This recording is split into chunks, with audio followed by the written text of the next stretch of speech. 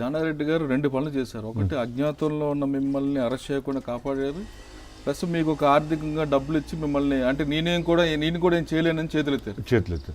ప్రభుత్వ సాక్షాత్ home ministry ఆ విధంగా చేశారు. ప్రభుత్వం పరంగా నేనేం చేయలేదు, వ్యక్తిగతంగా అంటే ఈ 10-15 ఇస్తుండొచ్చు, కానీ నేను కాపాడే పరిస్థితి సిస్టమ్ అయితే లేదు. ఇప్పుడు ఎంటైర్ గవర్నమెంట్ అట్లే ఉన్నది. కాబట్టి నువ్వు వెళ్ళిపోవాలి ఇక్కడి నుంచి, నేను అరెస్ట్ చేయాలి లెక్కకు. కాబట్టి నాకేం చెప్పకు, నువ్వు ఎక్కడున్నావో సైలెంట్గా వెళ్ళిపోయి ఇక్కడి నుంచి, ఉండకీరా అని చెప్పిండు. అతనికి అంటే నా ప్రాణం కాపాడిండు, ప్లస్ నాకు ఆర్థిక సహాయం చేసిండు, మానసికంగా ధైర్యాన్ని ఇచ్చిండు, పంపించిండు. తర్వాత ఏం చేశారు? వెళ్ళిపోయినా, పెయింటింగ్ పని కంటిన్యూ చేస్తున్నా. అప్పటికి నేను చాలా లావున్నా కదా, ఈ కొంతమంది నన్ను గుర్తుపడతారు, అంటే అప్పటి వాళ్ళు గుర్తుపడతారు. కాబట్టి నేను ఆ లావుతనాన్ని తగ్గించుకోవాలి కాబట్టి నేనేం చేసిన, న్యాచురల్ ఫుడ్ని తీసుకుంటూ సన్నగా కావడానికి ప్రయత్నం చేసిన. ఆ తర్వాత బాగా ఇదంతా నయం బెదిరింపుకు, నయం చంపుతాడని భయంతోనేనా? భయం అని కాదు, జాగ్రత్త అని చెప్పిన కదా ఫస్ట్. భయం అయితే నేను భువనగిరికి రాను అప్పుడు. అయితే నేను నన్ను నేను తగ్గించుకొని నా రూపాన్ని చేంజ్ చేసుకొని, అంటే ఏదో సర్జరీ చేసేది కాదు, అంటే లావున్నోడు సన్నగా కావడం వల్ల అదే న్యాచురల్ తీసుకొని న్యాచురల్ ఫుడ్ అంటే కంపెనీ ఉన్నది ఒకటి, అది వాడి నేను తగ్గించుకొని 70 కిలోలకు వచ్చిన. 110 నుండి అంటే 70 అంటే 30-40 కిలోల బ్యాగ్ని నా మీదకి తీసేసుకున్నా. ఆ తీసేసుకున్న తర్వాత కొవ్వుని నేను మొత్తం టోటల్గా మారిపోయాను, స్లిమ్ అయిపోయాను. నా ఫ్రెండు నాతో కలిసి తిరిగినోడు నేను చేసిన నన్ను గుర్తుపట్టలే. అట్లా భువనగిరికి 10-15 సార్లు వచ్చిన నేను, వచ్చి తిరిగిపోయేది. ఎవరు గుర్తుపడతలేరు కదా. పెళ్ళి 2-3 పెళ్ళిళ్ళకి అటెండ్ అయినా, అక్కడ కూడా గుర్తుపట్టలే. ఒక మూల కూర్చునేది, జనాలు చూసేది, ఎవరో అనుకునేది.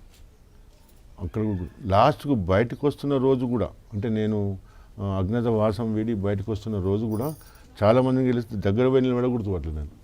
అంటే మీరు నయం బతుకున్న రోజుల్లో కూడా భువనగిరికి వచ్చేవాను. ఒకటి అంటే నాకు ఈ గుట్ట, నేను పుట్టిన ప్లేస్, నా మాయమంతా ఇక్కడనే ఉంది. ఒక ప్రేమ, నా ఫ్రెండ్స్, కనీసం అంటే అతను అరాచకాలు చూసేవారా? తర్వాత చాలా హత్యలు చేశాడు కదా. వాడెక్కడ కనిపించదండి, వాడు ఎక్కడో తీసుకొని భయభ్రాంత గురి చేసేది. అయితే నయం ఒక్కటే చేసింది సార్, రాజ్యం చేపించినతో పాటు తను కూడా డబ్బులు సంపాదించుకోవడం కోసం, కోట్ల రూపాయలు సంపాదించుకోవడం కోసం ఇలాంటి బెదిరింపులకు తిరిగిండు. అట్లా లక్షల కోట్ల రూపాయలు చేతులు మార్చేసింది. అయితే నయం విషయానికి వస్తే, నేను గజ్వేల్ విషయంలో చెప్తా ఒకటి. గజ్వేల్ కాడ నయంను పట్టుకున్నారు ఎస్ఐ. పట్టుకోని నవ్వుతున్నాడట. ఎప్పుడు? 2005-2006 ఆ ప్రాంతంలో. నేను ఆ ఏరియాలోనే ఉన్నా, వచ్చిన అక్కడికి. పట్టుకున్న తర్వాత నయం నవ్వుతున్నాడు. ఎట్లా అరెస్ట్ చేసారు, నన్ను ఏం చేస్తారన్న భయం కాదు, చాలా హుందాగా చాలా మంచిగా ఫీల్ అవుతున్నాడు. అంత ఫీలింగ్ ఎట్లా వస్తుంది? ఒక అంశం, ఎంబడే వేరే దగ్గర నుంచి ఫోను, ఇతని భువనగిరి ఏరియా, పట్టుకుంది Gajwel, Medak district, Nalgonda district, Medak district. ఎంబడే ఫోన్, వాడు రాగానే వదిలేసారు.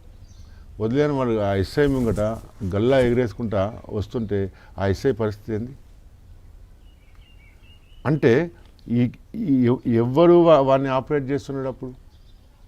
అంటే ఒక జిల్లానున్న ఒక నేరగాన్ని మెదక్ జిల్లాలో పట్టుకుంటే, మెదక్ జిల్లాని కూడా డామినేట్ చేసే అధికారి ఎవరు ఉంటాడు? గవర్నమెంట్కి ఉంటాడు. మరి ఎందుకంత చేసిరు అంటే, అప్పటి నుంచి ఇప్పటిదాకా కుట్రలో భాగమే ఇవన్నీ. నిజామాబాద్లో చేస్తాడు, నవ్వుకుంటూ వచ్చేస్తాడు. కనీసం పోలీసులు అతని దగ్గర పోయి సైలెంట్ కొట్టాల్సిన పరిస్థితి. పోలీసులు అతని ముంగడ సైలెంట్గా ఏం సంగతి అని అనగానే ఎంత పెద్ద అధికారైనా లొంగిపోవాల్సిన పరిస్థితి. అలాంటి పరిస్థితికి ఎవరు తీసుకొచ్చింది వాడిని? నేను నేరం చేసిన ఒకసారి అనుకుందాం, నేరం చేస్తే నన్ను ఇష్టపెడుతుందా ఈ గవర్నమెంట్? వెంటాడు పట్టుకుంటుంది. వాడు ఎన్ని నేరాలు చేస్తే ఎందుకు పట్టుకోలేదు? చదగందా?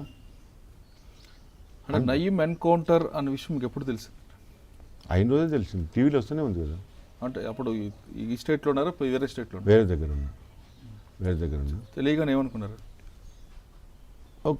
ఏమనుకున్నంటే ఒక అంటే ఒక క్లాస్మేట్ స్కూల్ మేట్ చనిపోయాడని బాధపడ్డారా, ఒక విషయానికి వచ్చినప్పుడు భువనగిరికి ఒక పీడ పోయిందని బాధపడ్డా? ఒకటి 2 సెకండ్లు బాధపడ్డా. అంటే వాడు నాతో మాట్లాడిన ఉన్నాయి, సందర్భాలు ఉన్నాయి, కలిసి పనిచేసిన సందర్భాలు ఉన్నాయి, ప్రజా సంఘాలలో వ్యభిచార నిర్మూలన పోరాట కమిటీలో మాకు కలిసి వచ్చిండు, అవన్నీ ఉన్నాయి. ఇంత మంచిగా ఇట్లా తయారు చేసింది ఈ గవర్నమెంట్, మళ్ళీ అదే గవర్నమెంట్ మళ్ళీ చంపేసింది. అంటే ప్రజా వ్యతిరేకంగా మార్చి మళ్ళీ తట్టుకోలేని పరిస్థితిలో, వాళ్ళ చేతులు దాటిపోయే పరిస్థితిలో ఈరోజు చంపేసింది. వాడు పిచ్చోడు పాపం అని బాధపడ్డా. ఒక శని పోయింది అనేది, అంటే ప్రజలు ఇక షెడ్యూల్ అయిన తర్వాత శని కదా, అది శని పోయింది అనేది సంతోషపడ్డా. మీరు చూస్తున్నారు ఐ డ్రీమ్ న్యూస్ని. మీరు చూస్తున్నది ఐ డ్రీమ్ న్యూస్. అంటే కళలని నిజం చేస్తూ ప్రజలకి నిజాలని కళల ద్వారా తీసుకొచ్చే ఐ డ్రీమ్కి మై బెస్ట్ విషెస్. మీరు చూస్తున్నది ఐ డ్రీమ్ న్యూస్. మీరు చూస్తున్నారు I dream channel. For more videos please subscribe I dream. మరిన్ని వీడియోల కోసం ఐ డ్రీమ్ని సబ్స్క్రైబ్ చేయండి. Please subscribe I dream. And I'm very much satisfied with the way interview went on. Kindly subscribe to I Dream. For more videos, subscribe to iDream. And loads of fun entertainment and content. Do watch iDream.